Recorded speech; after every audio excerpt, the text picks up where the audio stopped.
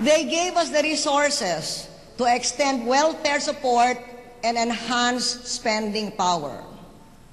For helping me raise government salaries through Joint Resolution number 4, thank you, Congress.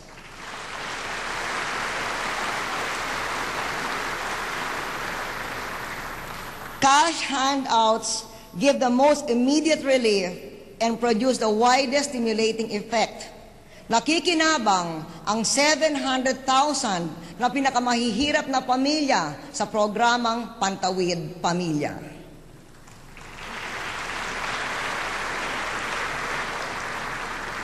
We prioritize projects with the same stimulus effects plus long-term contributions to progress. Sa pagpapamahagi ng milyong-milyong ektaryang lupa, 700,000 na katutubo at mahigit 1 milyong benepisyaryo ng CARP ay taas noong may-ari na ng sariling lupa.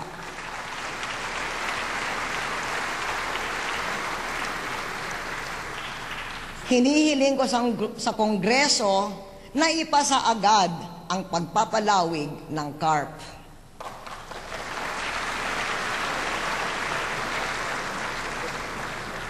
At dapat makondone ang 42 billion pesos na land reform liabilities dahil 18% lamang ang nabayaran mula 1972.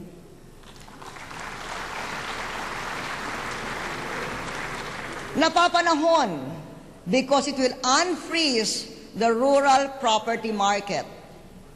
Ang mahal kong ama ang nag-emancipate ng mga magsasaka. I-emancipate naman natin ngayon ang titulo.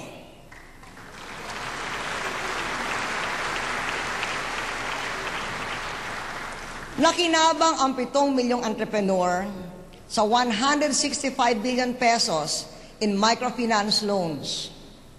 Nakinabang ang 100,000 sa emergency employment ng ating Economic Resiliency Plan. Kasama natin ngayon ang isa sa kanila, si Gigi Gabiola.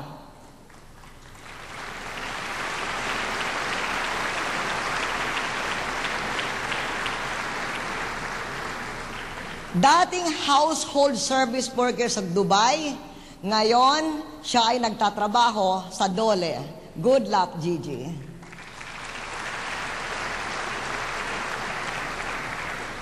Nakinabang ang 1 milyong pamilya sa programang pabahay at palupa mula Pag-ibig, NHA, Community Mortgage Programs, Certificates of Lot Award, at saka yung inyong Loan Condonation and Restructuring Act. Salamat.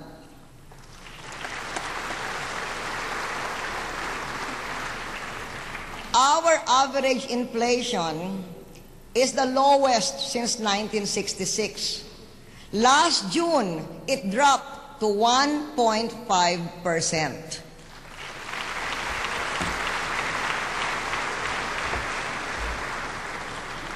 Paano? Proper policies lowered interest rates, which lowered costs to business and consumers.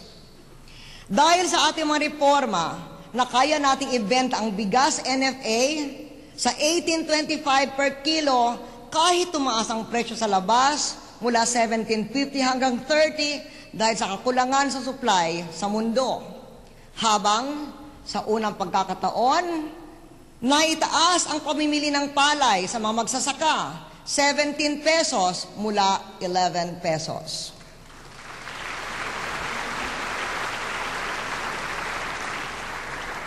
Dahil sa ating mga reforma, na kaya nating mamuhunan sa pagkain, anticipating an unexpected global food crisis. Nakagawa tayo ng libu-libong kilometro ng farm-to-market roads at kasama ng pribadong sektor, natubigan ang 2 milyong ektarya.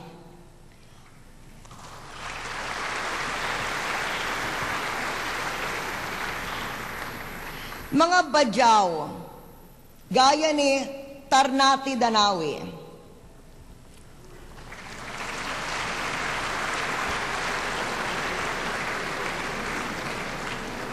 ay tinuruan na modernong mariculture. Umabot na sa 180,000 pesos ang kinita niya mula nung nakaraang taon. Congratulations, Tarnati.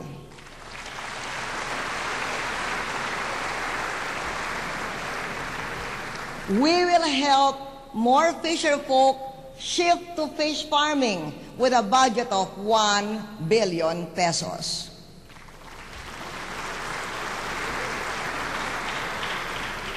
Dahil dumarami na naman daw ang pamilyang nagugutom, mamumuhunan tayo ng panibago sa ating hunger mitigation program na sa nakaraan ay napatunayang mabisa. Tulungan niyo ako dito, Kongreso.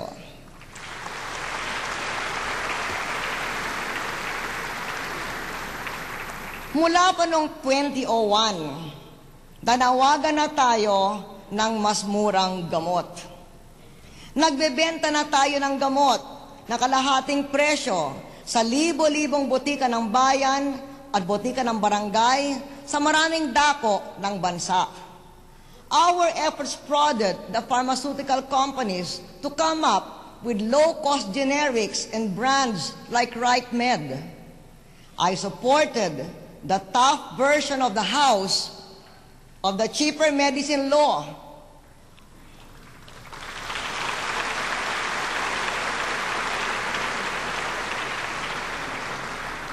I supported it over the weak version of my critics.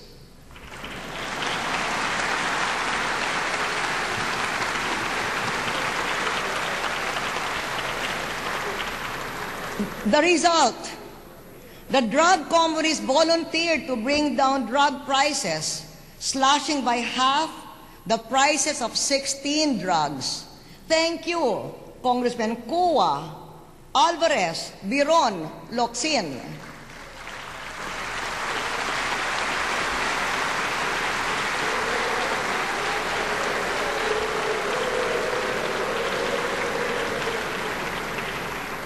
Pursuant to law, we are placing other drugs under a maximum retail price.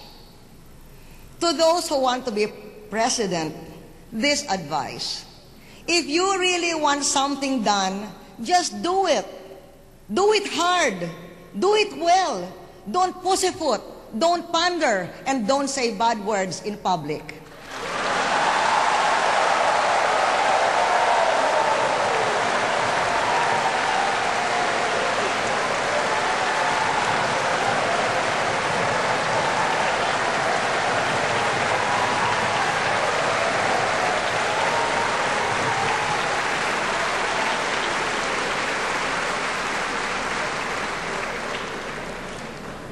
Sa health insurance, sakop na ng 86% ang ating populasyon.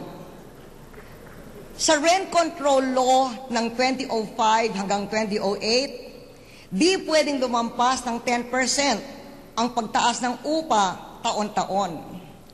Ayon sa kapipirma nating batas, may 1 taong moratorium, tapos hanggang 7% lamang ang maraming pagtaas. Salamat, Kongreso.